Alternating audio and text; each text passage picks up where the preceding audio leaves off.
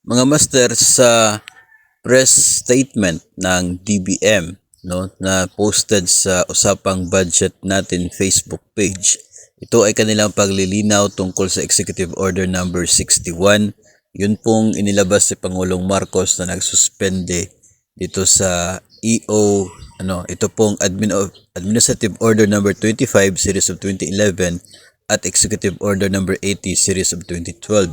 Binigyang linaw ng DBM na magpapatuloy po ang pagpapalabas ng 2022 at 2023 na performance-based incentives para sa mga kwalipikadong empleyado ng gobyerno.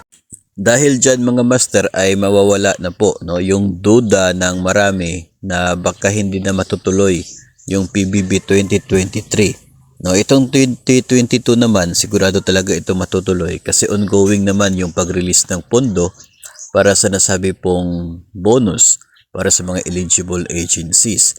Yung 2023 kasi ay ongoing pa yung evaluation, Baka kasi hindi matutuloy dahil sa suspension order ng Pangulo, pero dito ay malinaw na matutuloy pa rin po yun, Walang problema, matatanggap pa rin ang PBB 2023 sa kondisyon na eligible ang agency po ninyo.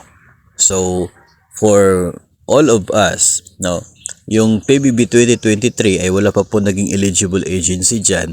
Ongoing pa yung pag-evaluate. So, if ever man na maging eligible yung agency natin sa paglabas ng resulta nito, then we are still eligible na tatanggap doon.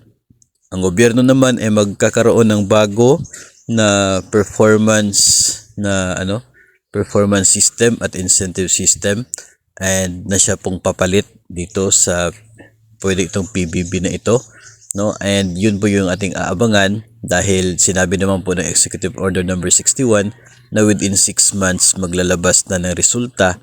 Siguro yun po yung magiging basis for the performance ngayong taon, if ever po na mayroon na pong final na bagong sistema para sa performance rating at incentives ng mga kawani ng gobyerno. Ang malinaw ngayon at importante ngayon ay tuloy pa rin yung PBB 2022 at 2023.